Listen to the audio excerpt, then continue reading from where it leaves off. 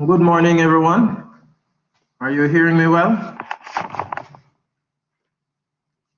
Yes, sir. Good morning. Yes, sir. Yes, sir. Okay, good.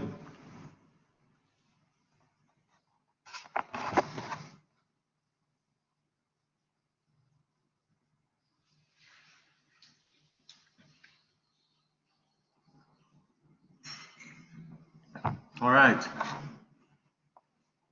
So this morning, having looked at the fundamentals of project management, we are going to get a bit more granular now, and we're going to start by looking at project integration management. In addition to that, the fact that you have an assignment that is due soon, I would like to at least start looking at project stakeholder management today as well. But let us first start with project integration management. And what we will look at here are the 6 integration processes. A part of your assignment requires that you do a project charter. You should have already started that. And so we will look at elements of a project charter. We'll also look at elements of a project management plan. And the third process we will look at is the change management plan. So though there are 6 processes, the others are very simple, self-explanatory, and so we will focus just mainly on these 3. So when we think of project integration management, you will recognize a need for you to take a mental picture of this slide, because we're going to come back to it, and just observe what is on this slide and be able to help me to answer some questions. So we start off by answering the question as to why is it that we do projects. Typically, projects are a means to an end. So they are always aiding some initiative. They're always aiding the accomplishment of some objective. And they're normally caused because there's a market demand. It might be on account of a business need, might be a customer's request. There may be changes in technology that requires that the company keeps with the time. There may be some legal or regulatory requirement, or it may be for a social need. But whatever the cause, projects are not done in isolation. They are normally done because there is a need. And these typically are the genesis of these projects. Sorry. No, so I have a question, and the question is, what do we first do when we are assigned a project to manage? What's the first thing that we do? Any 2 persons?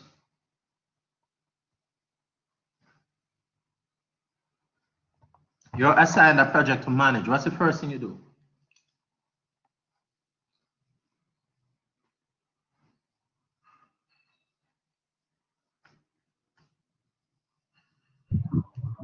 Sir, would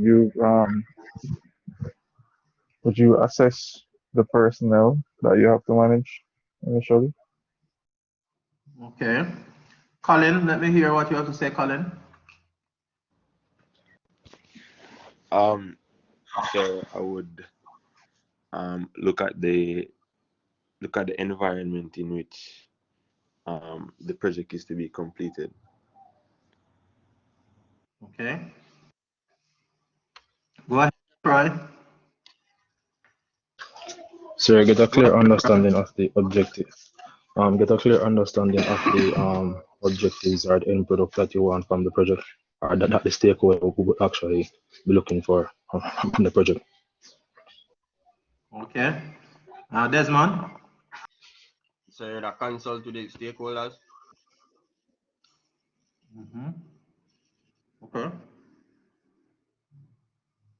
Anybody else?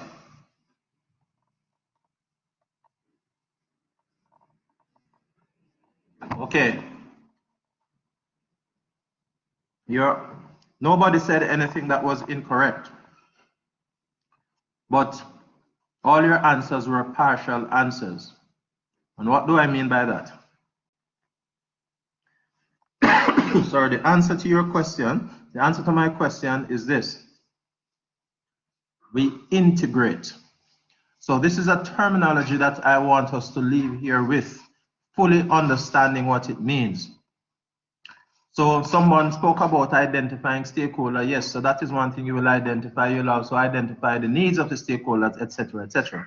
So we're going to identify, we're going to define, we're going to combine, we're going to unify, and we're going to coordinate the various processes and activities for us to achieve the objective using the project as a vessel. So let us go back. I told you I would go back to slide number 3. I asked you to take a mental picture.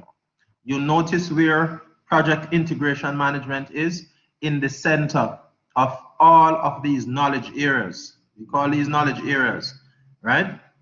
Of all of these knowledge areas, and each knowledge area has numerous processes. So integration is about, as I would have said before, sorry, integration is about identifying, defining, combining, unifying, and coordinating all of these processes and the attendant activities to achieve the objective of the project. So that is what integration is about, and that's what we are going to be looking at now.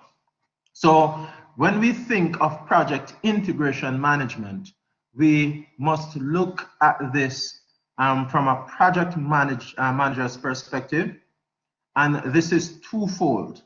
So whenever the project manager thinks of a project, the first thing he needs to do is to integrate. And the two major chunks of integration is that project manager working with the project sponsor to understand, firstly, the strategic objectives to ensure the alignment of the project objectives and results with those of the broader strategic objective of the entity that is undertaking the project. And that's from a portfolio, a program, and a business perspective. The second thing that the project manager needs to do whilst performing his chores of integration is to guide his team to work together to focus on what is really essential at the project level. This is only going to be achieved through the integration of the processes, the knowledge, and the people that I would have alluded to before. So project integration management is very, very involved. So this is just another way to look at it. I would have given a definition for project integration management already. Sorry. But in project integration management, as I said to you on this slide, this should be corrected. On this slide, I said that we would identify and describe 6 integration processes. All right, so I need to correct this slide. The PMI, which is the Project Management Institute, which is a global authority on project management, have modified project integration management to include a seventh process. And so on this slide, which is from the latest publication of the PMBOK, we have an addition, which is this one, manage project knowledge. So this is a new process. So the 6 processes for project integration management would be develop project charter, develop project management plan, direct and manage project work, manage project knowledge, monitor and control project work, perform integrated change control, and close project or phase. Now, as I said before, we're going to focus on the main 3, which is the develop project charter, which is your first assignment, has a component of it for you to develop a project charter, and your third assignment, which is a group assignment, as a component for you to develop a project management plan. And as we go through, we will see the relevance of perform integrated change control, which is very essential, and that we will go through. So these slides are already posted on Moodle. So these are your 7 knowledge areas. So you can look at it at will. The textbook that is posted on Moodle has 6. It doesn't have this one, which is manage project knowledge. But that information is now here. So let us look at what it is that you are asked to do in assignment number 1. You're asked to develop a project charter. That's a part of the assignment, right? And this is simply the process of documenting information that will formally authorize the existence of the project and importantly, to provide the project manager with the authority to apply the resources of the entity. So just remember, if you remember nothing else, of what is it that a project charter is intended to do, it serves 2 purposes. Firstly, the project charter announces the existence of a project. So it formally authorizes the existence of a project. And sorry.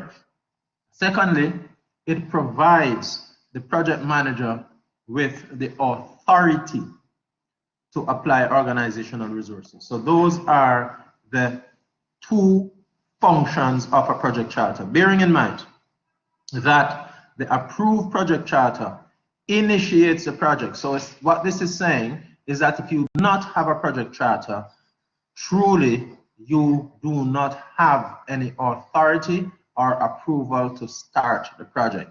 So that's the function of a project charter. 2 things. So please bear that in mind.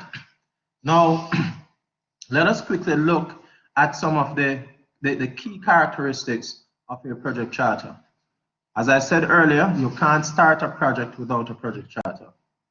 So the project initiator in the company or the project sponsor is responsible for the creation of the project charter. So please get this clear. The project charter is created by the person or persons initiating the project, but the project charter is going to be signed off, or it is issued by the project sponsor. Okay? Now, the question can be asked, if you are working in an entity and you're asked to do a project and they did not give you a project charter, what do you do? 2 persons, please answer that question. You are in an entity and you are given the task to perform or to execute a project, but you are not given a project charter, recognizing that the project charter does 2 things. It announces the existence of the project and it authorizes the project manager to spend the company resources. So the fact that you don't have a project charter, but you're asked to do a project, what do you do? 2 persons.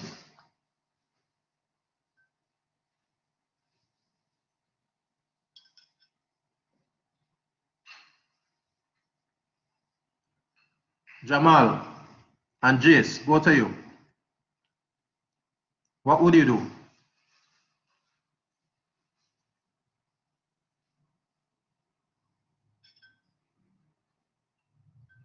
Is Jamal online?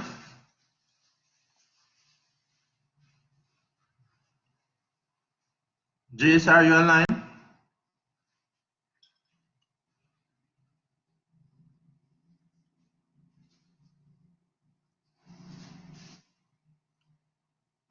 Jamal, Jace?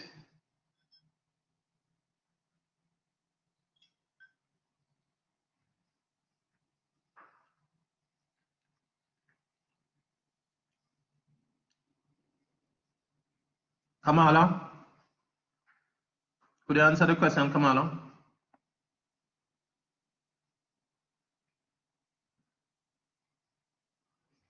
Good morning, sir. What was the question?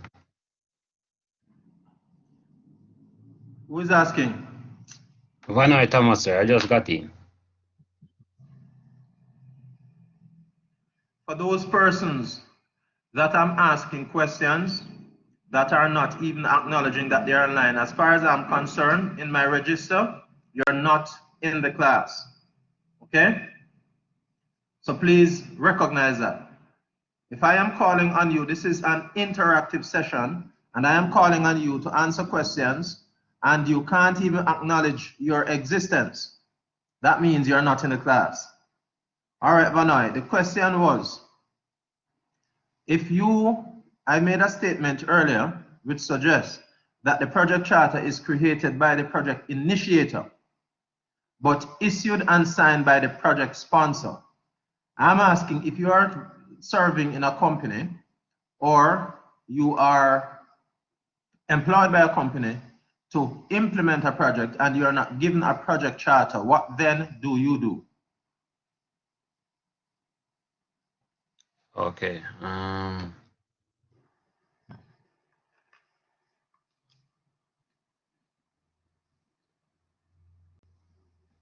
Would it be to identify the project first or something like that, sir?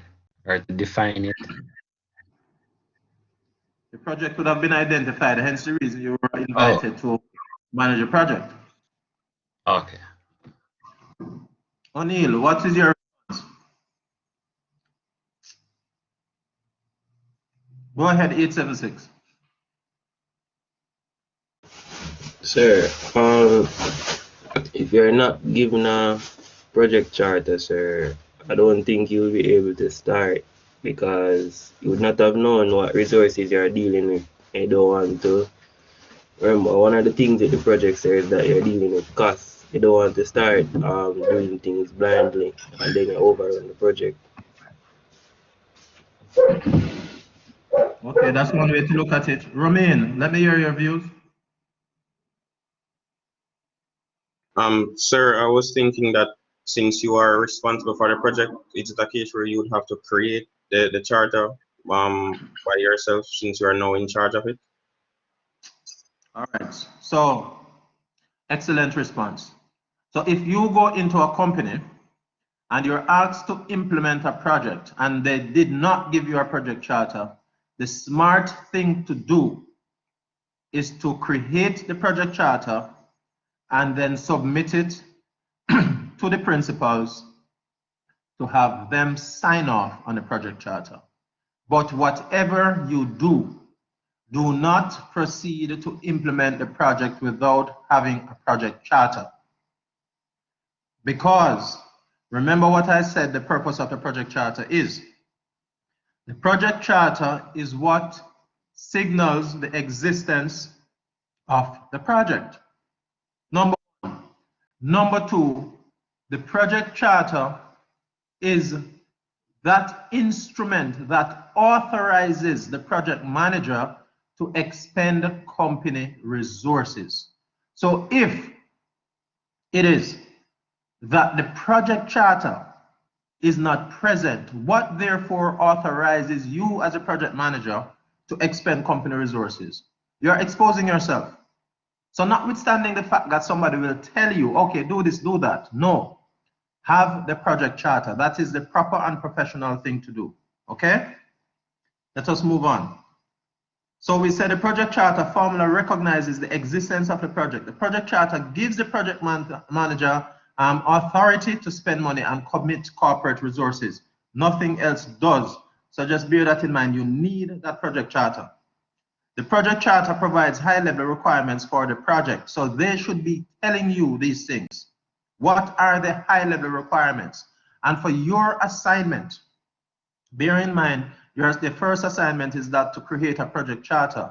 You have to indicate the high-level requirements for your project, not details. You don't know the details as yet, just high-level requirements. And that's why in the assignment that I gave to you, I said to you that your complete project charter should not exceed 5 pages because we don't need a lot of information. Just fill out the mere essentials at the high level because you wouldn't know at the beginning of the project details. It is a project manager who must now come and develop the details. So at this stage, you are operating as the initiator of the project.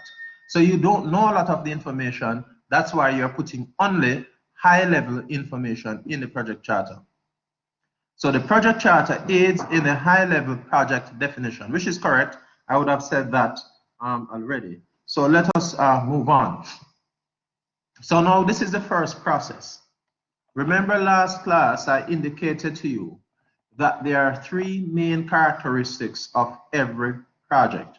That a project, sorry, not project, process. I said to you that a process is characterized by its inputs, its tools and techniques, and its output. I also said to you that there are some literature that refers to EEF, which is Enterprise Environmental Factor, and OPA, which is Organizational Process Asset, as independent characteristic inputs. So you could look at it as three, which is 1, 2, 3, or you could look at it as 1, 2, 3, 4, 5. But it doesn't matter because EEF and OPA are, in a sense, inputs. So look at what is it that is required for you to do your project charter. The business document. So the initiator of the project would have some business case, and they have to generate what is called a benefits management plan. Why are we going to do this project? So the first they have to do make a business case, and secondly, they need to state in clear and unambiguous terms why it is that we are doing this project. Then, of course, if there are any existing agreements that may impact the course that the project will take, they need to declare those agreements from very early. For example, they recognize that on this project, you are going to need the services of a chemical scientist. But we already have an agreement with Technological Solutions to provide us this type of service. So what they do, they will declare that from very early, from in the project charter, from the creation of the project charter, so you know that, hey, this resource already exists by way of an agreement. So that if you're a new project manager and you seek, for example, to hire a chemical scientist that you are accustomed to using on this type of project, you would know that you couldn't, because the entity for which you are executing the project already has an agreement with an entity to provide such services. So it is important at the project charter stage that these things are known, and this would be known to the company because they are the ones who are supposed to be creating the project charter. You will need some tools and techniques, expert judgment, some data gathering. So data gathering simply means at this stage you are going to do some brainstorming, you're going to do some interviewing, you're going to engage some focus groups to debate questions that will produce answers that will aid the process. You will have to have some interpersonal and team skills, you know, to be able to manage conflicts, to facilitate, and to engage in meetings. And what is your output? Your output is going to be the project charter and what is referred to as an assumption log. So throughout the project, you will be having this assumption log, and whenever and wherever there are assumptions, you enter them in the assumption log. So those are the two outputs from the project and from the developed project charter process. So it's important that we understand this. Now, I am not going to go through the components of a project charter because you already have online on Moodle a template for you to develop your project charter.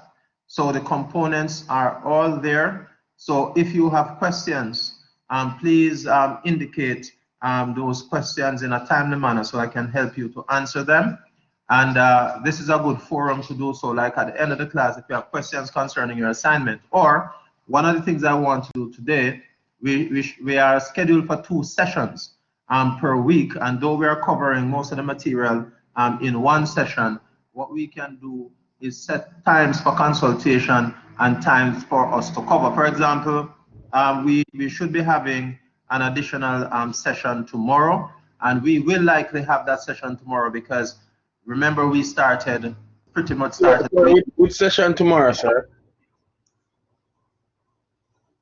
There's another project management session allocated, perhaps not for your group, but for another group for evening. Is there anybody online who has on their schedule a session for a Thursday evening?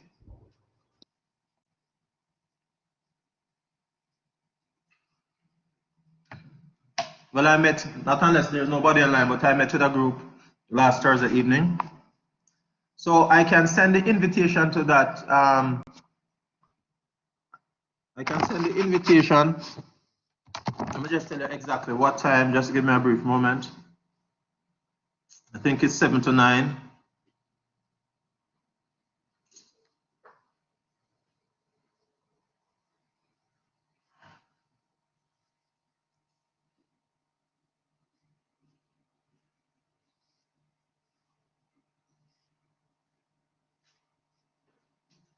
Yes, 7 to 9 on a Thursday. We do have a session. So I will advise and will send the invitation to the entire group, because since we're online, numbers really don't matter. So what we don't want to be doing is to be duplicating. So I will be advising what will be covered. So if you would have already covered it and you understood well, you don't need to join that session, okay? We may not have that session every Thursday, but we will try to have it as frequently as possible, because we want to use it as well as consultation. We want to, for persons to be able to ask questions concerning their assignments, because you have to get it right. And let me use the opportunity, since I'm on this, to remind you that assignment number 1 is cheese. Very easy to do. Assignment number 2 is the one that is challenging. That's why you need to start it now. Go ahead, Nicholas.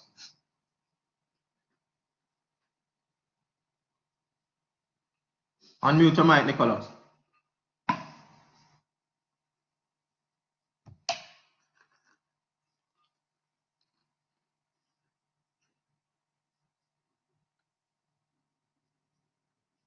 Okay.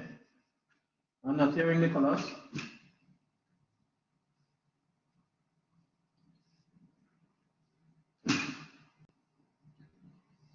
Let's move on. Develop project management plan. Oh yes. Morning, Mr. Green. Go ahead, Nicholas. Yeah, I was just asking, sir, if we're going to be having that this week, the session on Thursday, so we can do consultation. Yes, sir. So what I will do, I'll send out the invitation for the link. Okay. Good. No. So please just always monitor your email. My communication with you is via email. So please monitor your emails.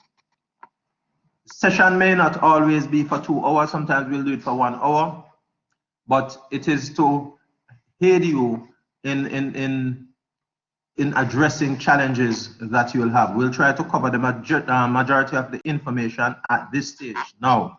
But whilst you don't have a conflict with class on a Thursday evening, we will open up that session, perhaps not every Thursday, as I said, so that people can field questions that they were not able to field in the Wednesday morning session. All right? Okay, let's move on. The second process under project integration management is developed project management plan. Your third assignment requires that you develop a project management plan. So the first assignment is your project charter and your stakeholder analysis. Your stakeholder analysis requires for you to do a stakeholder register and a stakeholder management plan, or what it is now being called is a stakeholder engagement plan. Your second assignment requires for you to look at your scope baseline.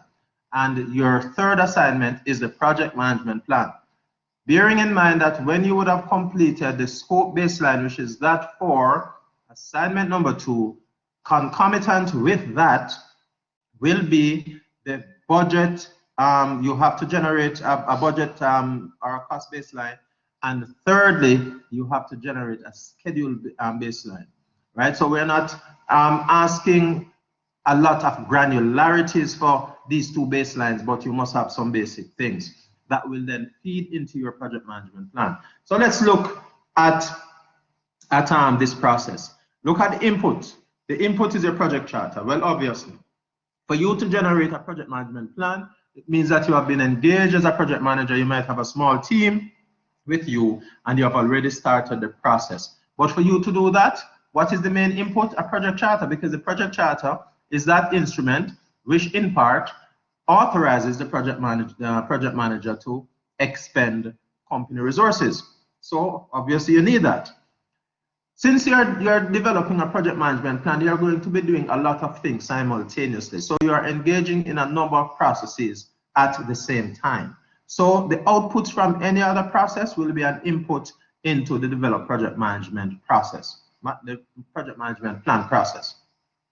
You need expert judgment, data gathering, just like you would have done before. You can use checklists, focus groups, brainstorming, interviews to guide you. Again, you need interpersonal skills, just like you did for the development of the project charter. The output is going to be your project management plan. For purposes of your assignment and your assignment only, so let's quickly look at this. For purposes of your assignment, you need to develop a stakeholder management plan, right? That is already a part of assignment number 1. You need the communications management plan. Communications management plan template is already posted on Moodle. You need to develop a risk management plan. The risk register is the main component of this. A template for the risk register is already posted on Moodle. You need to generate a scope baseline. This is your assignment number 2. You need to generate a schedule baseline, which will emerge from your scope baseline. And because in your scope baseline, you need to generate what is called a WBS dictionary. The WBS dictionary template is already posted on Moodle. Your schedule baseline will emerge from the work you did in your scope baseline.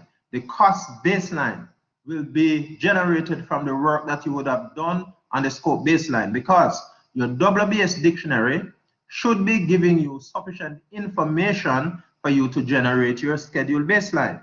Your WBS dictionary, which is what you would have done under the scope baseline assignment, should be giving you sufficient information for you to generate your cost baseline. Now, the rest of this is very, very simple. Quality management plan, perhaps half a page to 1 page. Your change management plan is also very simple, perhaps one page. Your resource management plan, 1 to 2 pages. Your procurement management plan, half to 1.5 pages. So all of these are very simple to do. The core of what you will be called upon to do will be number 4. Please start now. I say all of this pleading that I'm pleading to you to start early, a lot of groups are still going to submit their assignments wanting. Bearing in mind that you will be required to submit on Moodle, please start looking at the deadlines from now. The deadlines are however contained in assignment number 1. The first few slides in assignment number 1 as this course delivery plan with the assignment deadlines, everything is there. So please consult with that. So there are only 11 components that you are required for your project management plan. Bearing in mind that your final exam is going to be the presentation of your project management plan and the defense of it. So that will be your final exam. All right, so that is an oral presentation where you're going to be examined. So people already know what their exam is going to be on. Start preparing for that. Typically though, if you were in an organization doing a medium to large size project, and that will be determined by the organization, these are all the documents that you would be needing for that project. In terms of a project management plan, you would need all of these 18 components as a part of the project management plan. We're not asking you to do all of this. We're asking you to do only 11 of them, some of which will be reduced in size. Because in your assignment, I have given a guidance in assignment number 3 as to the maximum pages for each of these. So you don't need to be as elaborate, just be as clinical, as practical, and as accurate as you possibly can with the information that you provide. Okay, so we don't need to do all 18. We will be guided by slide number 18, and this is already posted on Moodle as well. All right, so go ahead, 876. Sir, I'm not seeing this particular slide on Moodle right now. Okay, I will check immediately after I'm finished with this with this lecture, but it should be there. I'm Okay, positive it's sir. all right. I was looking for the slide, sir, but it was not there. I didn't see it as well. Okay, all right. Perhaps I didn't unhide it. Perhaps it's there but hidden, but I'm positive it's there. So perhaps I thought I opened it up for you and I didn't. So let me just check the moment I get off. All right. So typically for a project management plan, you need all of these documents in the plan, but you also need some attendant documents. For example, activity list. Remember that when you start your project, the project chartering process as an output and assumption log, in addition to the project charter. So those are the two outputs of the developed project charter process. When you do your WBS and your WBS dictionary, you will have as outputs what are referred to as activity attributes and activity listing. And as you go through, if you make a change to the project, you will have a change log, right? For you to develop a budget, you need to have cost estimates. So all of these things, if an issue arises on a project, you will have an issue log. When you do project risk management, you have to generate a risk register, right? So as you go through, you will see all of these things will emerge in any serious project. All of these documents will emerge. And so you will have a collection of documents in addition to your project management plan. So be aware of that. The third is direct and manage project work. And this essentially is a process of leading and performing the works associated with the project that are contained in your project management plan, and also implementing any changes that will arise in the pursuit of your project objectives. Go ahead, Marcelo. All right, sir. Question. In the project charter that we are doing, you said that we must do a project charter on project of our consideration.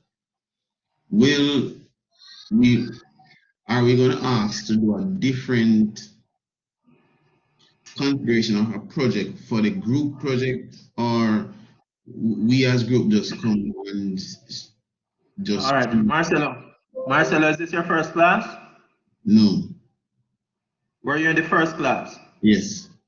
I don't remember hearing that. So I don't think you were listening because I specifically explained this. So whilst you have the first assignment to develop the project charter, for assignment number 2, which is a group project, you meet together, you huddle together, and you determine what project you are going to do. You select that project, and then all the documents for that project going forward will be generated by the group. You follow? Did I answer your question? all right. So what I'm getting at is this. For example, for the individual assignment, we all have different projects that we are considering. For the group assignment now, could we just select one of those projects that all of us will do it individually and go forward with that project? That's what I'm asking, really. Marcelo, that was what I just said to you. Okay, just clarifying. Yes, man, but I said it from day one. So if suppose you have 5 of you in the group and you have 5 project charters, you all debate the 5 project charter, and anyone that the majority of you can agree on as a project to move forward with, you move forward with it. So every project charter will be done. I am going to assess it, and if it needs to be strengthened, I'm going to make the recommendations to strengthen it. The group will then take that project and you move forward with it. We said that from day one. Just clarifying, sir. Thank you very much. Yeah, man, but some of you know what you do? You come online, you sign on, and then you go back to sleep. Not me, sir. I was there, but it's a lot of information, sir. You must understand that. So all information is a lot of information. So things might slip. Okay, that is understandable. But for people like Vibes Cartel that I'm calling from morning and can't get in, right? But he signed in. That means him gonna make breakfast or I'm going back to bed. Huh? I probably carry breakfast down on a general penitentiary. And maybe him just step out. That's No, it. step. Maybe him Huh? just. Maybe the person just step out. Just as you probably call him names. So. No man, don't make no excuses. If you come to class, you come to class. Right? All right, let's move on. So we are going to direct and manage project work. Right?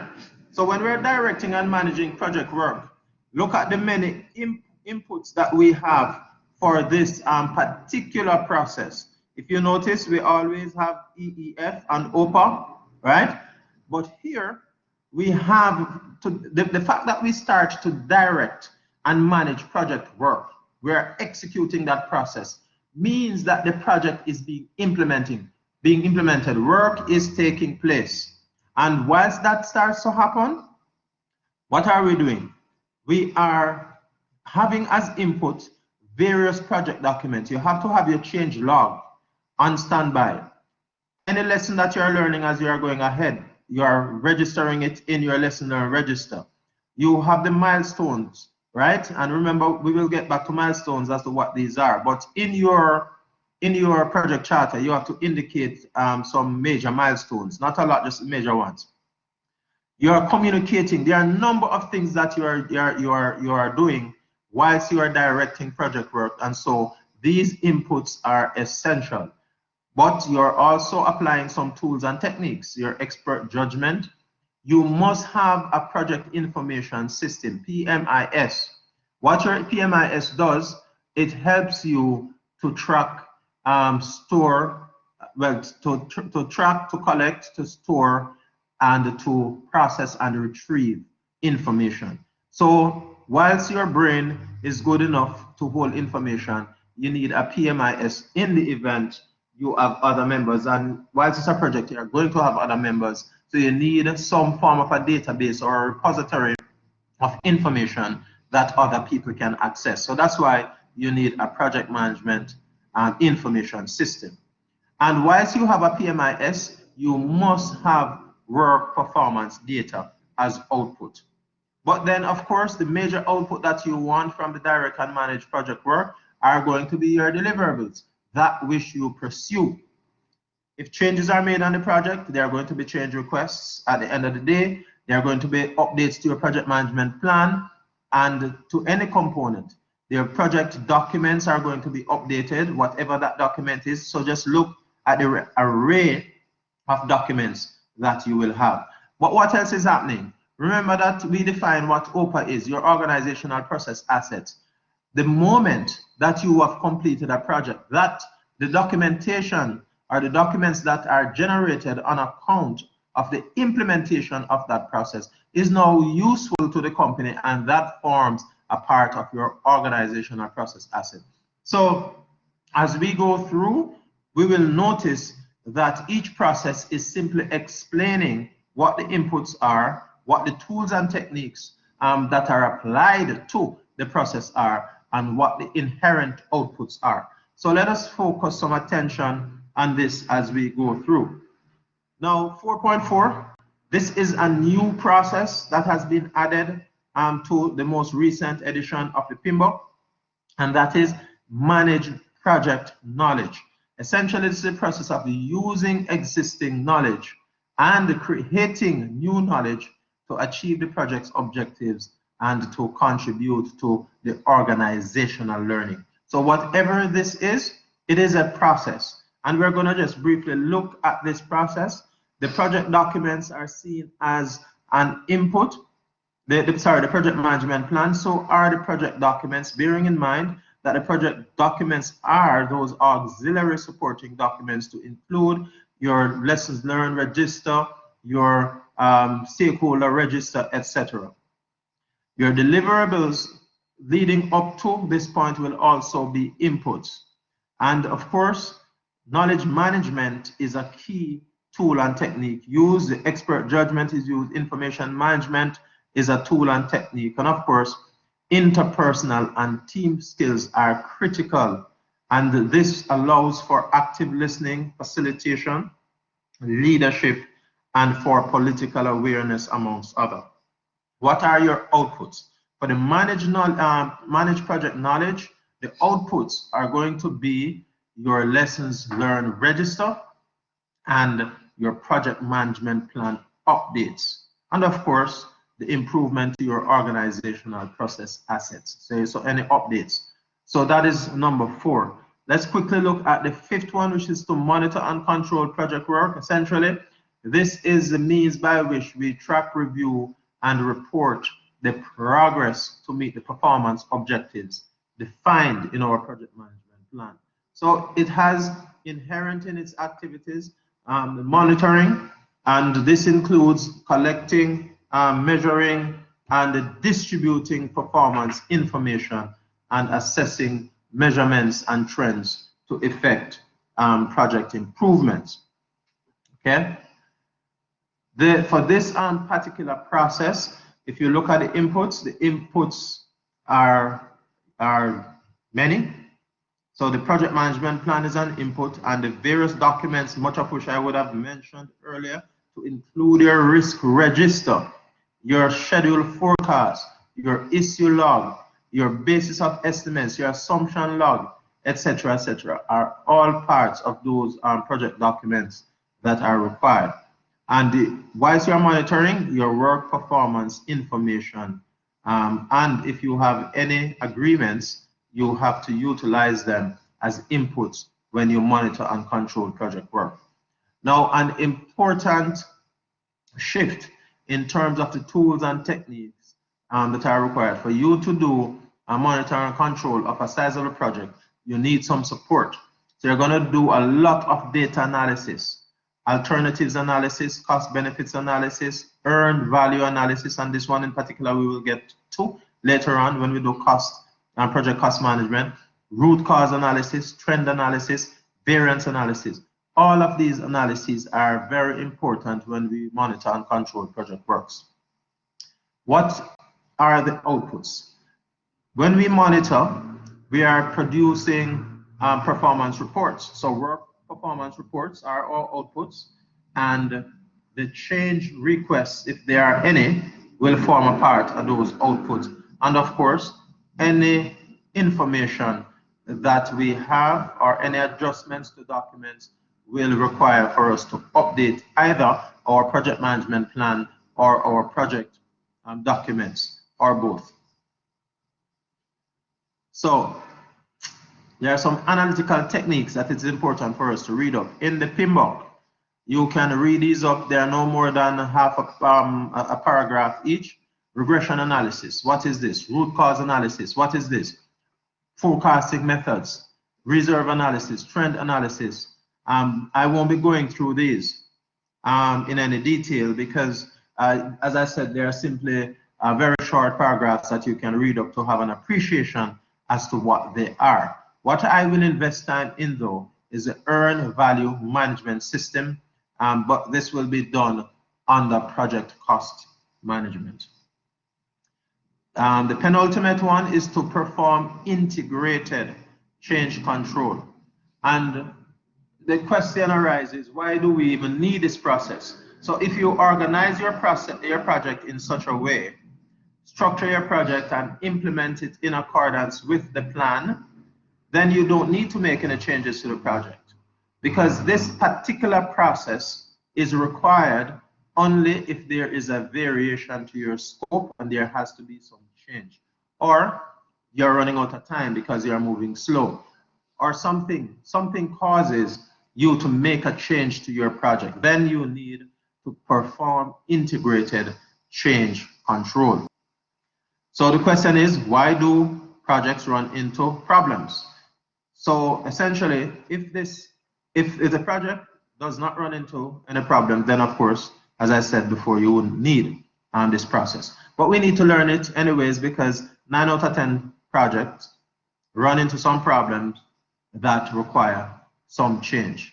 So when we perform integrated control, it's essentially a process of reviewing whatever change is recommended and to approve the change, and then later on to manage the changes that are made to the project on account of the change request.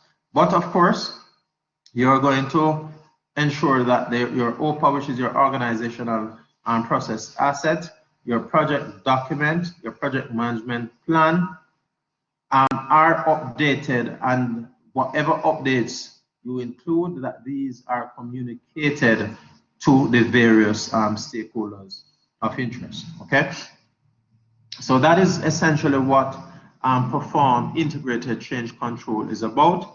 These are all the inputs. These are the tools and techniques that one will look at, and just observe. A very important element of this is looking at alternatives analysis as a tool, as a technique, and also cost-benefit analysis. Why? Because if someone proposes a change to the project, certainly you would want to do a comprehensive analysis to validate the change in the first instance, but at least to look at other options to see what is your best option. And so when we talk about alternatives analysis, that's what that's about. Then you want to weigh the cost of making this change against the benefits that you potentially could yield. So again, the cost-benefit analysis is on account of that. Then based on how the Change Control Board is set up, because the Change Control Board is that authority that is going to take the decision for any changes to the project, not the project manager. The project manager is going to, along with his team, develop that change request and make the submission to the Change Control Board, bearing in mind that the project manager, of course, is a member of the Change Control Board. But ordinarily, the Change Control Board is chaired by the project sponsor. Okay? What are the outputs? Your outputs, the approved change requests. So the board can agree that yes, we are going to approve the changes, and they sign off on it, or they could reject it. All right? So an output can be your approved change request. The project management plan update, because obviously if a change has been made, you need to now update your documents to reflect that. And the project document updates. And of course, you have to keep a log of all changes, so your change log. Now, Perform Integrated Change Control is something that should not be taken lightly, right? And should be carefully managed by the project team, right? Because this has implication to your scope statement in a sense. And what do I mean by this? The scope statement will clearly state what is it that the anticipated scope is. And so if you make a change to that, I would have alluded to this, if not, I think it was last class, that when we looked at the class before, when we looked at the triple constraint in project management, that if you change the scope 9 out of 10 times, the other two elements of the triple constraint will change. Cost will likely change, schedule will likely change. It doesn't mean that you can't change the scope and not contain your cost. But sometimes when you seek to do that, something else is impacted, quality. So that's why we want to identify changes that need to occur and manage them well. We are going to approve or reject the requested changes. We're going to ensure that only changes that were approved are implemented. We'll then proceed to control and update the scope, the cost, the budget, the schedule, and quality requirements based on these changes. And of course, we need to document the impact of the changes and validate the defects that were repaired. So when we perform integrated change control, it is quite involved and requires numerous interventions in the process to ensure that they are properly done. The last process in integrated and in project integration management is close project or phase. We would have, when we did project life cycle, we said that a project could be done in phases or well, all projects are designed in phases, but we could determine or decide to implement the project in secular phases, or we could allow for the phases to be running concurrently, or because elements of the project could be iterative, where you are simultaneously, in a sense, you are simultaneously implementing elements of each phase, or you are completing elements in a future phase that will impact the completion of an earlier phase. So depending on the methodology that that project manager is using, if it is that you are saying, hey, each phase must be completed before we move to the next phase, then you need to close out the phase. I don't like that type of project management. I prefer to use the iterative method, because we're moving between phases, we're doing some things in parallel, and at the end of the project, I do a single close out. So essentially, it's a process of formalizing all activities across all the project management processes to formally complete a project or phase, right? So let's quickly look at the inputs. Remember that this is at the end of a phase or at the end of a project. So your inputs are going to be very many. And that's why we have so many inputs here. So we need some expert judgment to be able to do that. We need to do a vast amount of data analysis to include variance analysis, trend analysis, regression analysis, and document analysis. Please remember, I would have requested before that you read up on each of these from the PMBOK. They're all very simple to understand, so you can appreciate what variance analysis is, right? So some of this is very simple. For the variance analysis, for example, is simply analyzing the end state of something compared to the start state. For example, your budget was scheduled to be 100 million. At the end of the project, it was 107 million. So you run 7 million over budget. Why? So you need to analyze that sort of information. So in simple terms, that's a variance analysis. A trend analysis. I've been observing during the course of the project that we're having incremental increases in this, that, or the other, right? So a trend analysis could mean that you're going to plot a graph to observe something over a period of time, T, etc., and so forth. So please read up on those. So the outputs are going to be your lesson learned register. You're going to have the final product, service, or the result transition, bearing in mind that that's what a project is set up to do. So the output of any project is going to be a service, a result, or a product. However you spin it, it's one of the three. So you're going to at the end of the phase, transition that. Transition could mean you're handing it over to the initiator of the project, or to the project sponsor, or to the users, okay? And of course, you need to generate a final report, and your outputs, irrespective of what they are, will be added to the organizational process asset. So that's how you close out a project, and RFs, importantly, recognizing that it is documentation is heavily involved in the process. All right, so we would have gone through this already.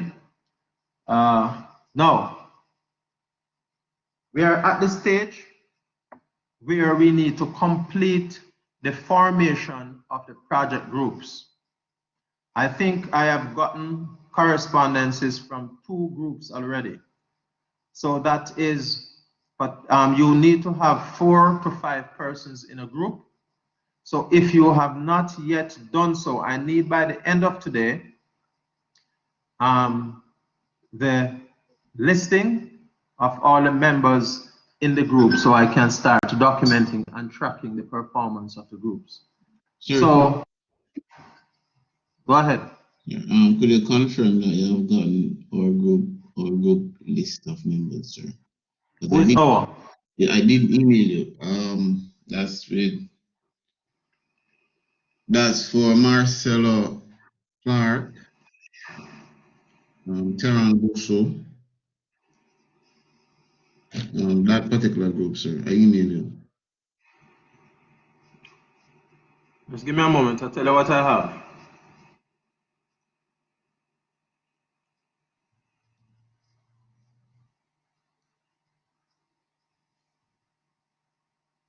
I have an email from Peart.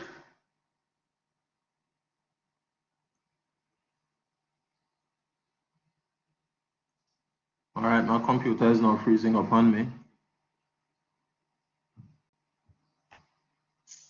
Come on, don't do this again.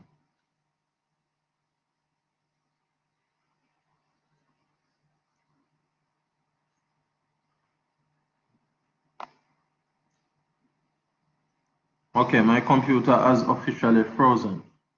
Are you hearing me? Yes, sir. Here now. Well, my screen has frozen. I can't move. I can't move it. Wow, what the hell is that?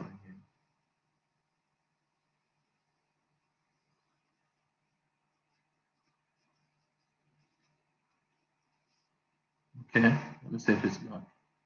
Okay, so that was deleted. Good. I'm back. Mm.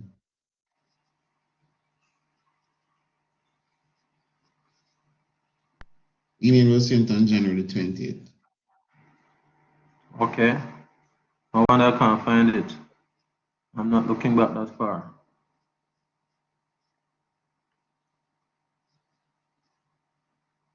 From Bisoon, is this Bisoon talking?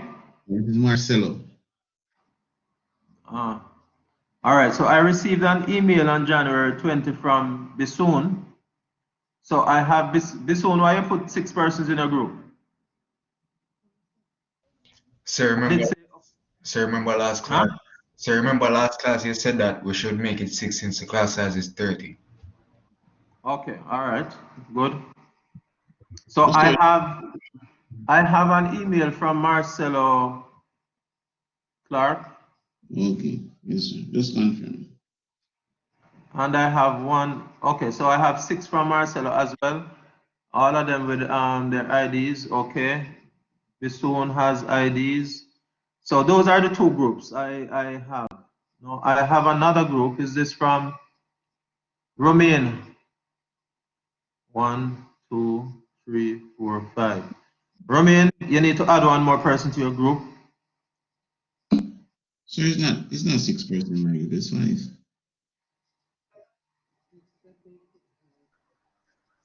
What did you say to me just now? What did I say to you just now, Romain? You said I asked you to add one more person to your group. You tell me it's not in your group, it's 5. That's why I'm asking you to add one. Sir, no, Romy, You agree with a while ago, you know, sir. So I don't know anybody else to add to the group, sir. So you said if anybody else is not in a group, you could just put them in a group. So maybe you could just All put right. some. All right. I thought you all knew what each. Morrison. Morrison. Sir, Dre Morrison. Yes, sir. Okay, just a minute. So I have your email as well, Morrison, with your group. 1, 2, 3, 4, 5. Okay. Who is this now? Don't know this name. Nathan Brown. All right, so those are the groups I have so far. Yes, sir. Sir, did you see a group, in an email from Steve Burns? No, sir. Sir, we sent our group. We sent the listing of our group, but you didn't mention it. From whom? Who sent it? Steve Burns. Steve Burns. All right, so either you or Steve Burns resend that. I'm not seeing it. Okay, sir. I saw an email from Lamar Daly, but he just asked a question. Just ask a question. There is nothing about any group. So ask. So whomever I didn't call, I don't have. So I'm going to complete my register today. So please, wait, what is this? Maxwell.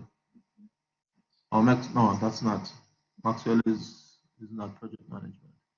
Okay, so let me go back to this now. I see some messages here. Messages, Kamala, Christoph. Vladimir, what's your question? Sir, I was just asking about the group. Okay. All right. So the names I called just now are the persons I would have received groups from. If you didn't hear your name, please proceed to formulate a group because I need all the group information by tomorrow. Okay. And remember, yes, you can go up to 6 persons in the group, though this is saying 5. So I'm going to start. I'm going to start a second lecture today because we're running behind. Okay. Question. What's that question? Somebody asking a question? Marcelo? No, sir. Go ahead, Bisoon. Yes, sir. I was just asking if the complexity of the project matter, like how complex it is, or we can make our project charters based on a simple project. Yeah, my interest is your demonstrating understanding of the principles and the processes. That can be captured with any type of project. So you do not need to engage in a complex project, but at the same time, as I would have said at the beginning, please ensure that it's a meaningful project. Ensure that it's a project that can be implemented. Don't just do something for you to do an exercise. Ensure that the project you are doing is something that is implementable. It could be a project in your community. You go to church, a church want to implement a project, and you are going to develop a project for them. It could be at UTech where you observe that a project needs to be done, and you are going to develop that project. Whatever it is, you could be working, and at your workplace, if a project to be developed, you can do that. All right. So so please recognize that that's my interest. All right. Now, let us quickly look. We may not complete this, but let us quickly look at project stakeholder management. All right. So the second part of your assignment requires that's assignment number 1 requires that you do a stakeholder analysis. Okay. So that's what we want you to do. And there are 4 processes that we need to quickly look at, but the major one is a stakeholder register that you are required to do for your assignment number 1, and also the stakeholder engagement plan or stakeholder management plan. All right, so that is what we want to focus on today. So the first question I ask, who is a stakeholder? Who can tell me that?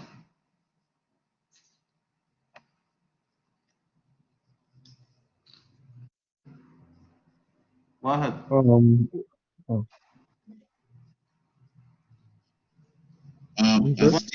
A stakeholder, sir, to me is anybody that is involved with the project or directly involved with the project. That means it could be persons who have to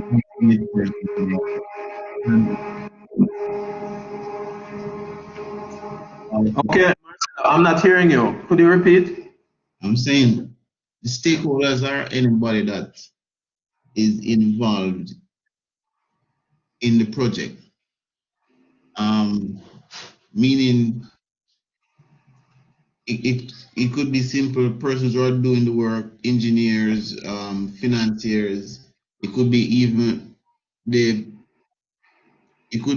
persons who are going to extort you or the extortionists. There are stakeholders in the project, sir. So stakeholders are everybody that is involved in the project.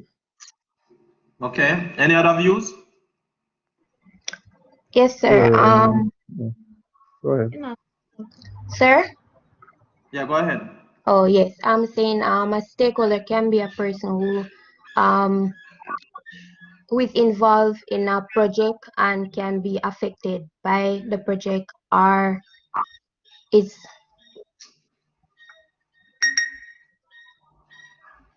Okay. So we will get to a more classical definition. You are not wrong, either of you. Sir, can I do one as well? Yeah, go ahead. It's not much different from what the young lady said, what just putting it in slightly different words. So I'd say that it's anyone that has a particular influence on the outcome of a particular project.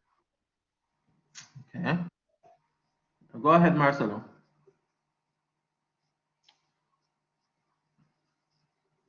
Marcelo? I did say it already, sir. I spoke already. Okay. All right. Why is it necessary to engage and manage the expectations of any stakeholder on your project?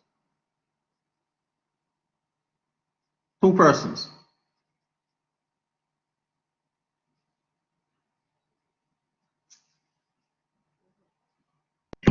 So I think because they're the person who can benefit or contribute to the project.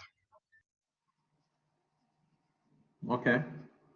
All right. We'll be answering those questions in a little bit more detail in a short while. Go ahead, Troy.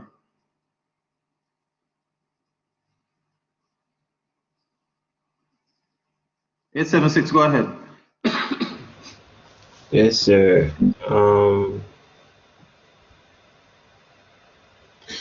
As it relates to engaging the stakeholders, sir, you would need to ensure that during what you're doing in the project, the stakeholders have an understanding, because let's say, for instance, you're trying to build houses in a community, sir, you'd have to hear what the stakeholders are saying, because let's say they're living there and they don't want any more houses in their community, sir. So you'd have to engage with them to find a way to implement your project around their needs.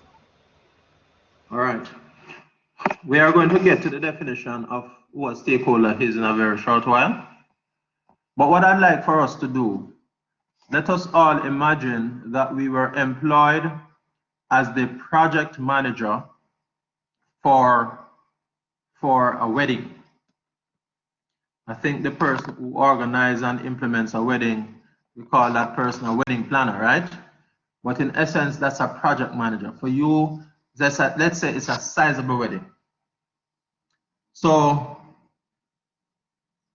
what, whether it is in a singular form or in a group form, the 10 most important stakeholders for your wedding. So Chade, imagine you as a female, list the first 3 for me, and I will also ask that you be supported by Kamala.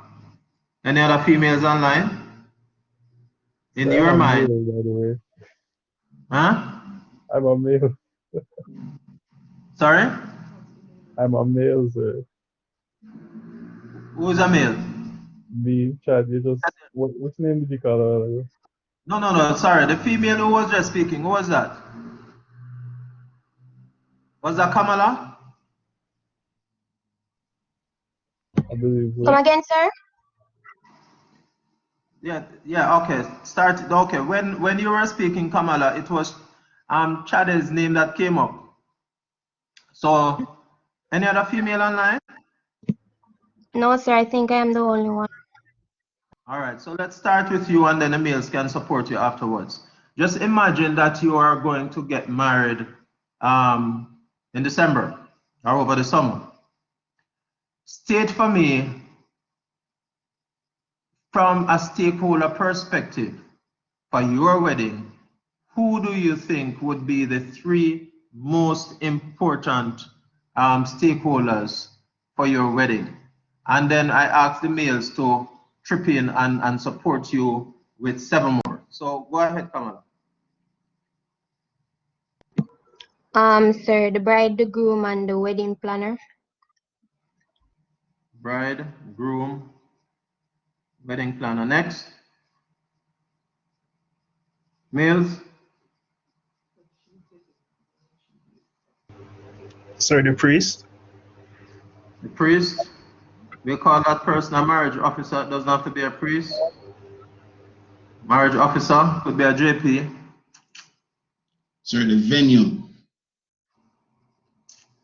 The venue. All right, let us stick to individuals or groups. The families of the Sir, Yeah, The the witness, parents sir. and there's By a the reception, you can have a chef. the parents and relatives for you. Go ahead, Kamala.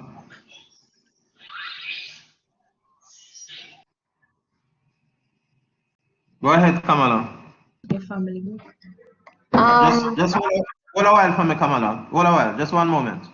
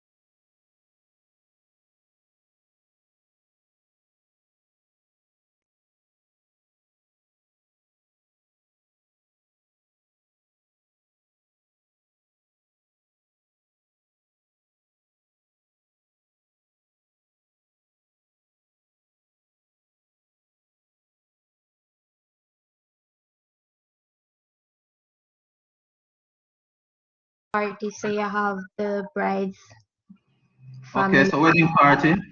Okay. So that's a group. That's fine. Okay. Next. Anybody else? The chauffeur. The people are catering. Caterers. That's another group. Yeah. Photographers. Photographers. Next. So Mills, you are the project manager for her wedding. In your mind, who do you see to be the key stakeholders?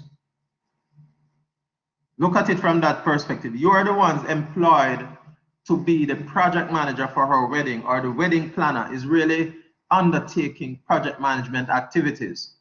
What would you perceive to be, or who, or what group would you perceive to be the main, go ahead, Kamala, the main stakeholders?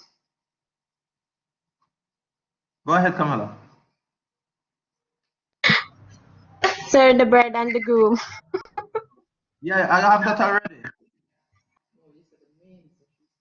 So the bridegroom, yeah, go ahead. Bridegroom, wedding planner, I have the marriage officer, I have the wedding party, I have the caterers, and I have the photographers. Go ahead, Bisoon. Sir, the guest, sir. All right, so yes, okay. Anything else? Any other group? Anybody else? All right. So let me ask now. Sir, I'm we not had already said, sure we about had the already makeup mentioned artist. yeah. All right, one at a time, please. Go ahead, Vanoy.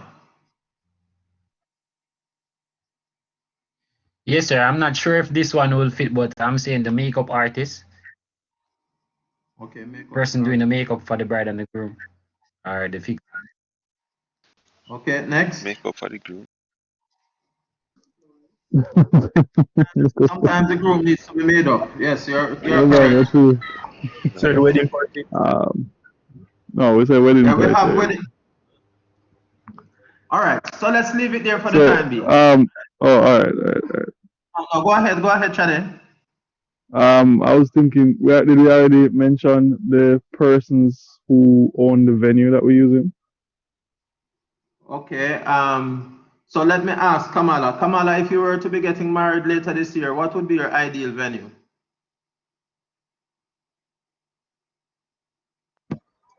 At the beach. On the beach.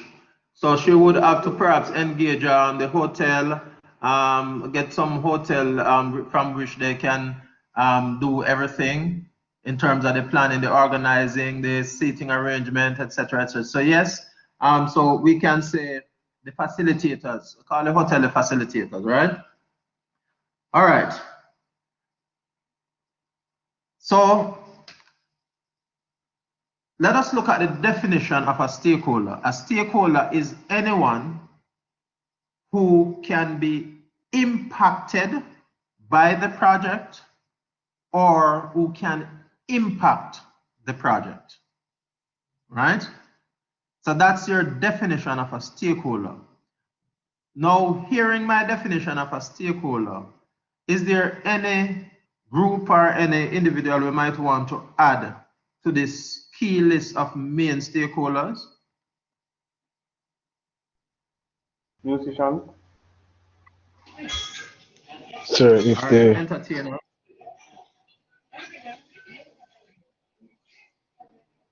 All right. yes, sir, if the bride and groom has any let's say kids or Okay. Okay. Who is that? Desmond? Desmond has listed ex-wife as a main stakeholder.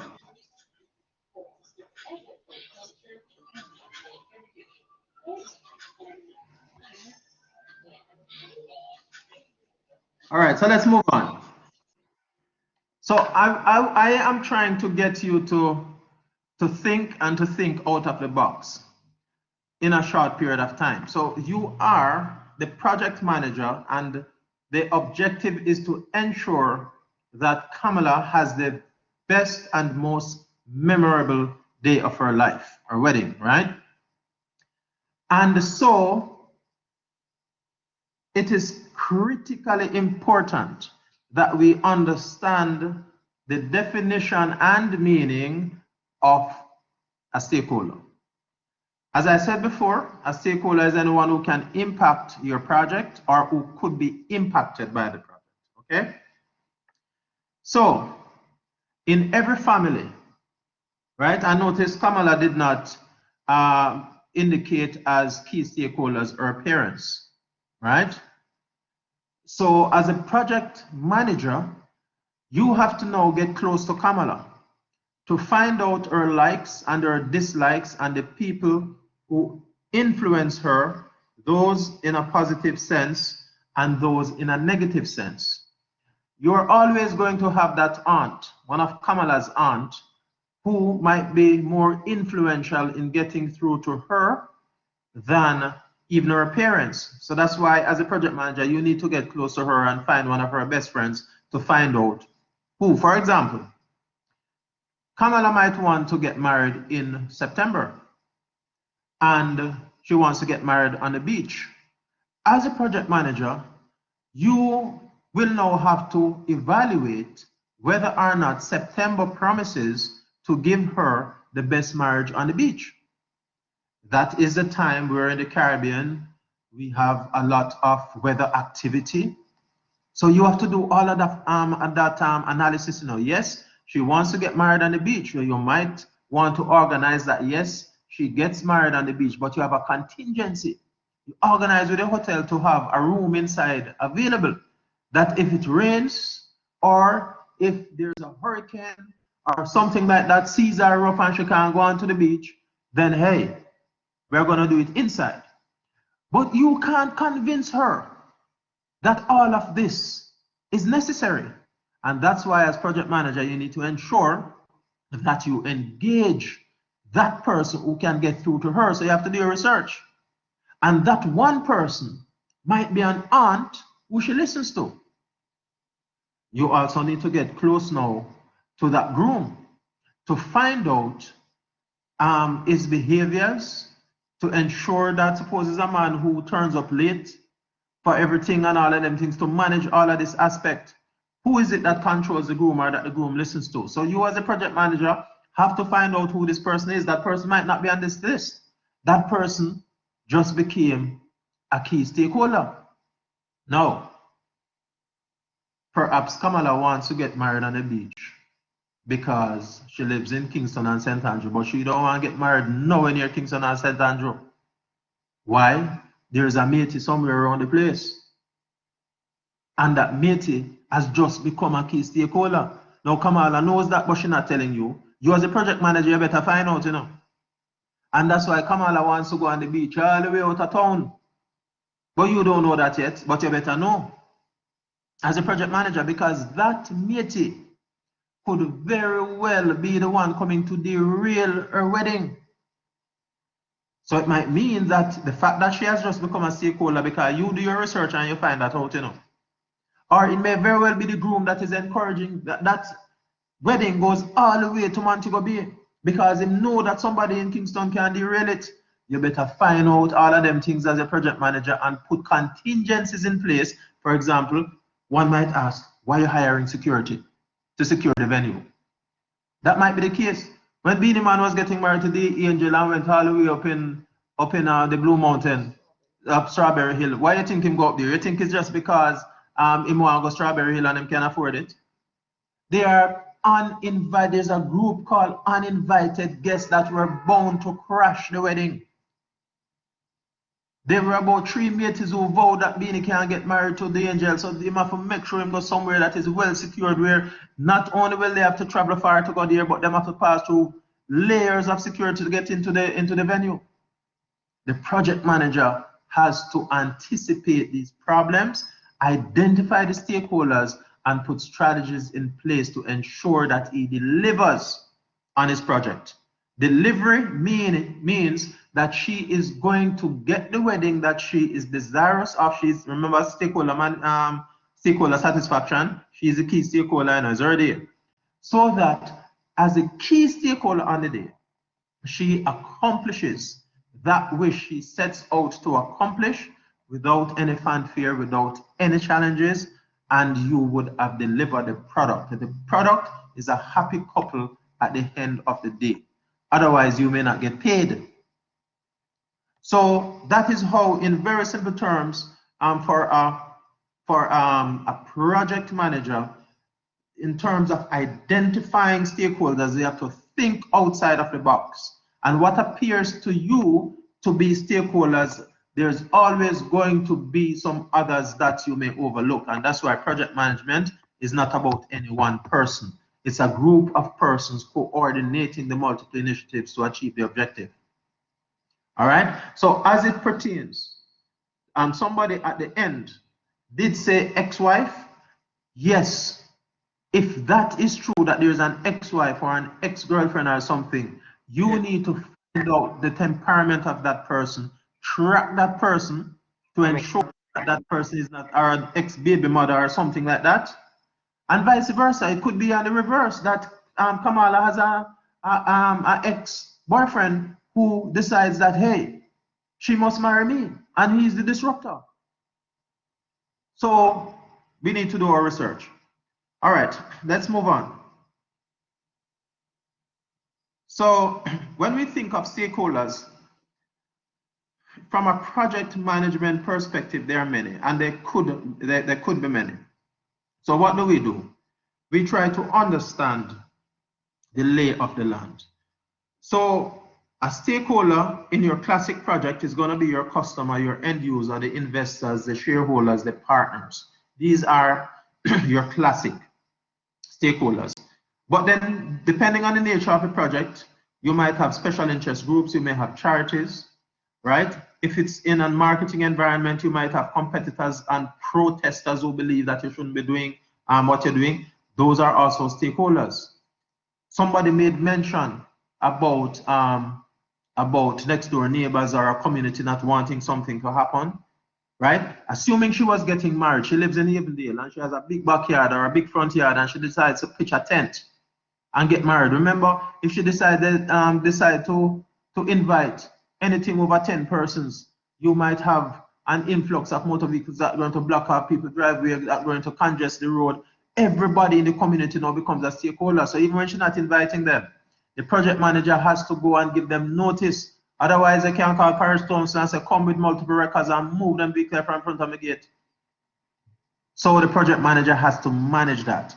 So community groups, trade groups, government, if you're doing a project that requires permits, a building permit, an environmental permit, then that public authority becomes a stakeholder.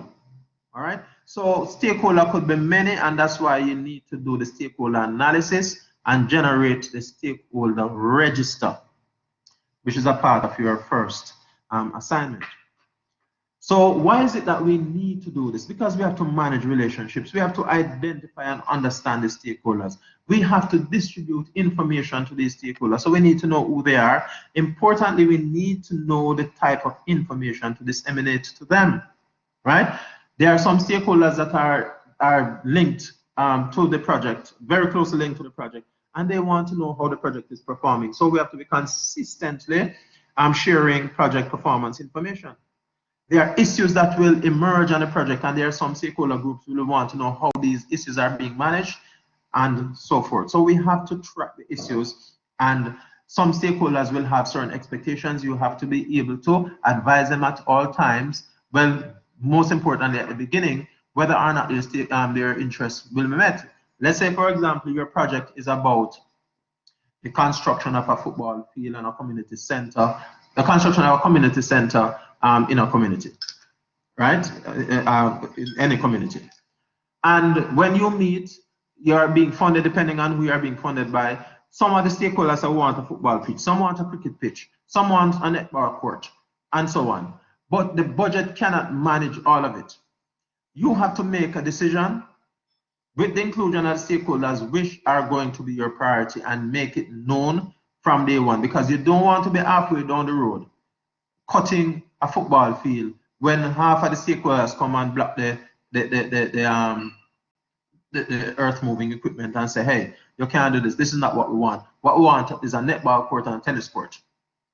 So that's why you have to engage the stakeholders from early, engage in discussions, and ensure that you their expectations, if they are going to be met, they know. If they are not going to be met, they know from day one, right? Why? Because stakeholder satisfaction is key in accomplishing project objectives. Your information should be accurate, be truthful, don't be a Donald Trump, right? Stakeholders should be kept informed throughout the life of the project of what's happening. So you need interpersonal skills. This is important for you to be able to manage the stakeholders. Whatever issue arises, ensure that you have an issues log for you to log these, because this is key for maintaining the stakeholder expectation. They have to know what is happening. So stakeholder management includes the processes required, number one, to identify the people, the groups, or organizations that could impact or be impacted by the project. Now, analyze stakeholder expectation and their impact on the project, and also to develop appropriate management strategies for effectively engaging stakeholders in project decisions and execution. So quickly, these are the four processes: identify stakeholders, plan stakeholder management, manage stakeholder engagement, and control stakeholder engagement. All right. So the first one, identify stakeholders, essentially is the process of identifying the people, groups, or organizations that could impact or be impacted by the decision, activity, or outcome of the project, and analyzing and documenting the relevant information regarding their interests, involvement, interdependencies, influence, and potential impact on project success. So what we did just now, we at least started the first part of the project, now the identification of the stakeholder process. That's what we did just now. So at least we identified the people and the groups that would impact or could be impacted by the project. So we did that part. The part that we haven't done, we haven't truly analyzed, because there are other things that we would need to do to determine what stakeholder we keep close to our chest, what stakeholder we track, because this one can have that impact, and so we will, as we go through, we will see the relevance of these things, right? Now, it is very important that we do the analysis to identify the stakeholders, because if we miss a key stakeholder on a project, some things could happen. It could result in added project changes. It could result in missed opportunities. It could result in added conflict. It could result in loss of expertise. It may cause rework, and it could also cause diminished qualities. Hence, the reason why we have to ensure at all times that we are managing stakeholders well. What are the inputs? The inputs, of course, project charter, business document, project management plan, project documents, and EEF OPA. We need expert judgment to identify stakeholders. We need to be able to analyze the stakeholders, and we need to be able to map stakeholder representation. Okay, so at the end of this process, what do we have? A stakeholder register. So you already have a template for this that you are going to use to track and identify your stakeholders. Okay, the next slide that we'll go on to, you will have to do a stakeholder analysis. A part of the stakeholder analysis requires the use of what is referred to as the power interest grid. When you identify a stakeholder, in analyzing the stakeholder, you have to determine where on the power interest grid that stakeholder falls. For example, on your vertical axis, you have power, and on your horizontal axis, you have interest. If, when you identify a stakeholder, you recognize that that stakeholder falls in the fourth quadrant, this quadrant up here, that stakeholder falls in terms of their power, meaning they have a lot of power on your project and they have a lot of interest in the project, you need to manage that stakeholder closely. If you identify a stakeholder and you find that that stakeholder doesn't really have a lot of power and they don't have a lot of interest, you monitor that stakeholder. If the stakeholder has little interest but a lot of power, you keep that stakeholder satisfied. If the stakeholder has a lot of interest but a small amount of power, you keep that stakeholder informed. Now, the interesting thing is this, that you could have a stakeholder that at the beginning of the project, that stakeholder has little interest and little power or authority. And so you're monitoring that stakeholder. But during the course of development and or implementation of that project, the status of that stakeholder and your power interest grid changes. That person that you were monitoring are not paying much attention to has now acquired a whole lot of interest, perhaps because they changed position in the company. They have acquired some more interest in the company. Now they have far much more power. You see what happens? That stakeholder that you were monitoring has now transitioned into another part of the power interest grid. You have to now manage that stakeholder closely. So it is important that when you do your stakeholder analysis, you rank them accordingly. And for your assignment that you have gotten, you are expected to rank your stakeholders using the power interest grid. Okay, very important. Next is your stakeholder management, which is essentially the process of developing management strategies for each of your stakeholders to effectively engage them throughout the project life cycle.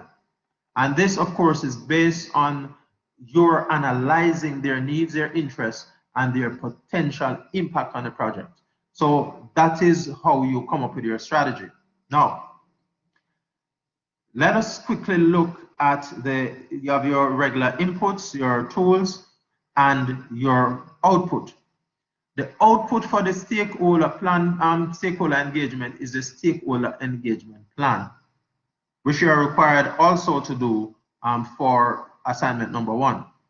An important element of this process is this, that you have to determine the stakeholder engagement level in your analysis for each of these stakeholders. And I would have said it before, let me say it again.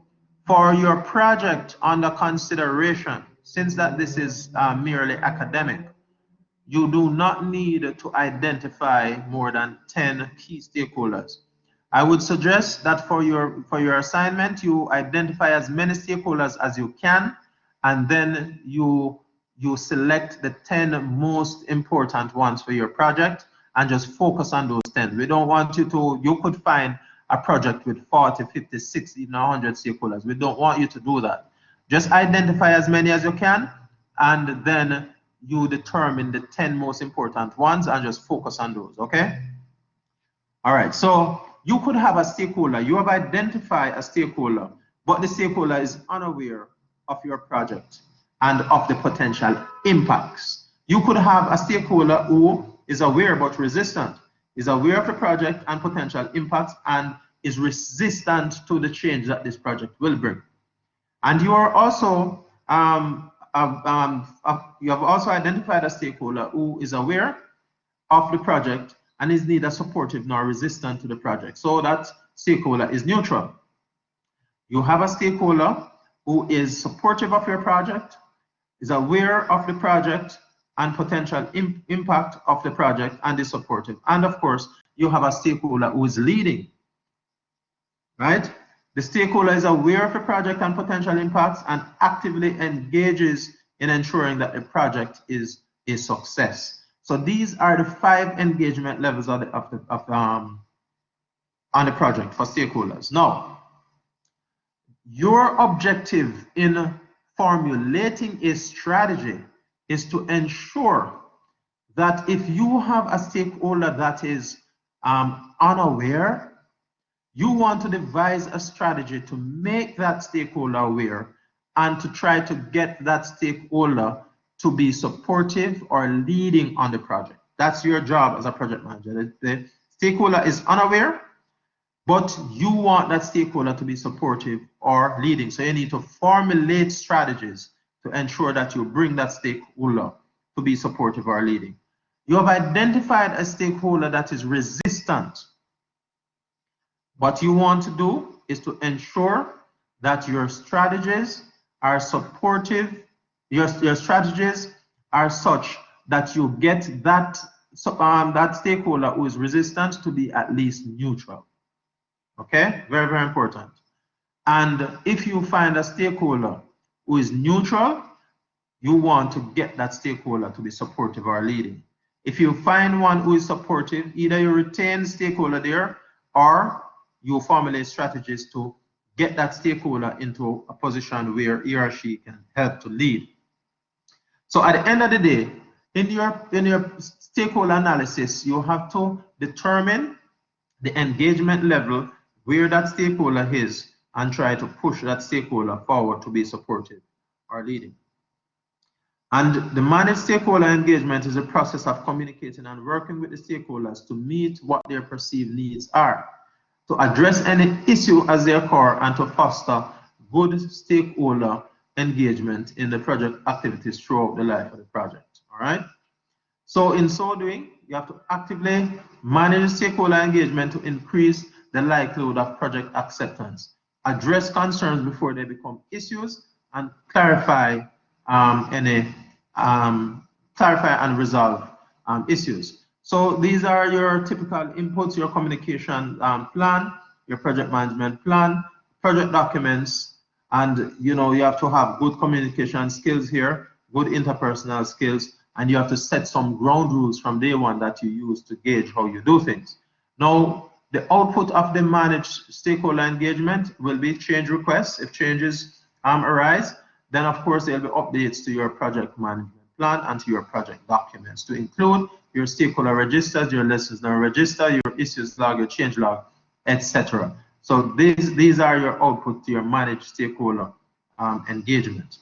So there are some interpersonal skills, both interpersonal and management skills, that are required for you to manage your stakeholders as well. You have to be able to build trust, resolve conflict. You have to be an active listener, and you have to be able to overcome resistance to change. And those are interpersonal skills that are required. Management skills that are required will allow for one to facilitate consensus towards project objective.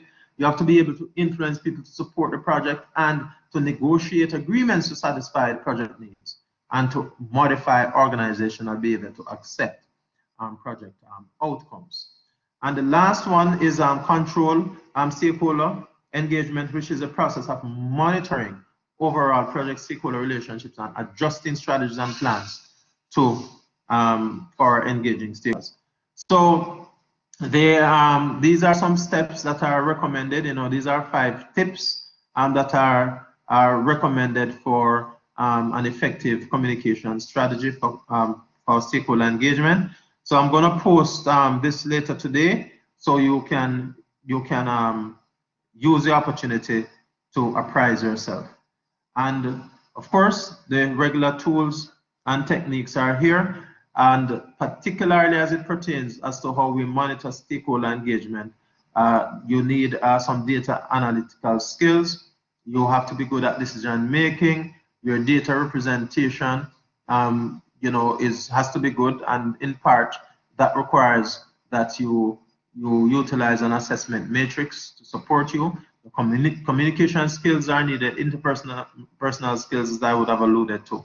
What are the outputs? The fact that you are monitoring means that you are using a tool to aid in the monitoring process. And so the work performance information is an output. Your change request will be an output, and the update to your project management plan, etc. So we're going to stop here today.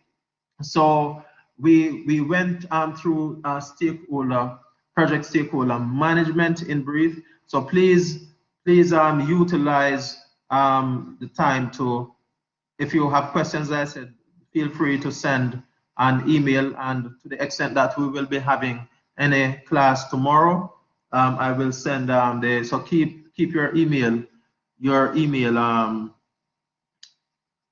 at your fingertips, so at least you are checking to see what happened. All right, go ahead, 876. Sir, just a quick question. The other session that we would have after the lecture on a Wednesday, we don't necessarily have that anymore. If you notice how I'm doing it, I'm intermingling the lecture with continuous engagement, and that's why I encourage, if you have questions as I'm going along, stop me. We engage in discussion. All right? Okay, sir. All right. Any other question?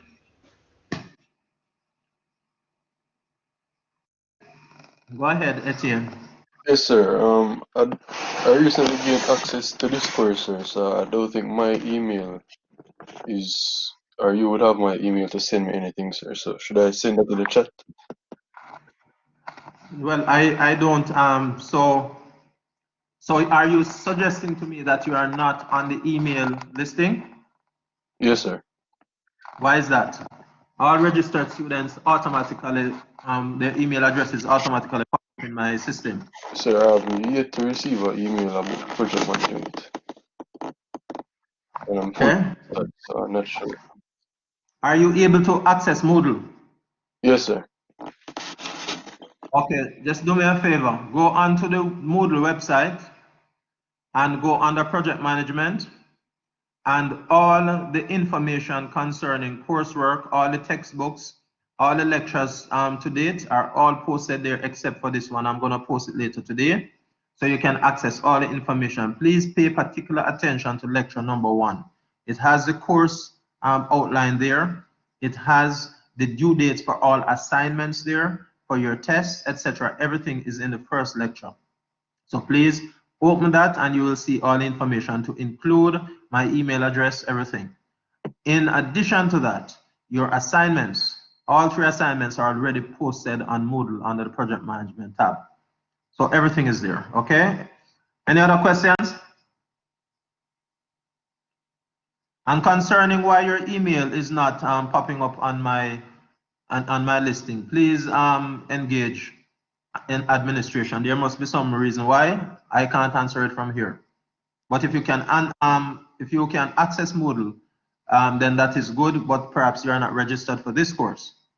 So please sort out a registration. Sir, Okay, go ahead. can we email you anything pertaining to the project charter if so you could take a look at it. I'm not going to review your project charter before submission, but if you have questions, I could answer them. Okay. Go ahead. Sir, is the project charter supposed to be on about the same project, like for the group members, or it's supposed to be different?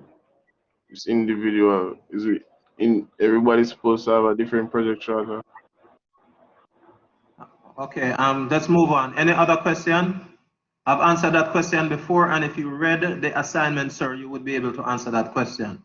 Any other questions? Sir, not on the topic of project management. So right before you leave, I'd like to ask you this question. Go ahead, I'm leaving. Oh, sir, you have any notes on hydraulic ramp pump? Can send me in an email.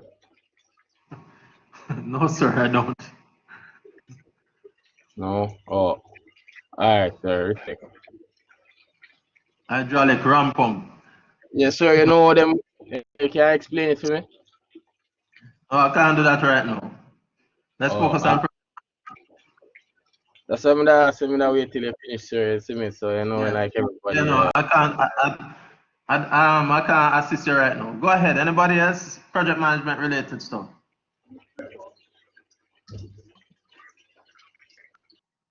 All right. You keep close to your email. I will communicate any link to our next session.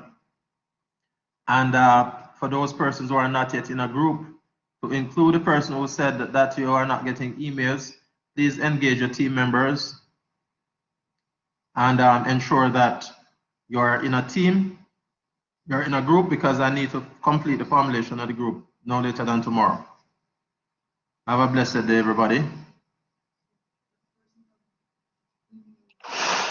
Same to you, sir. All right, sir.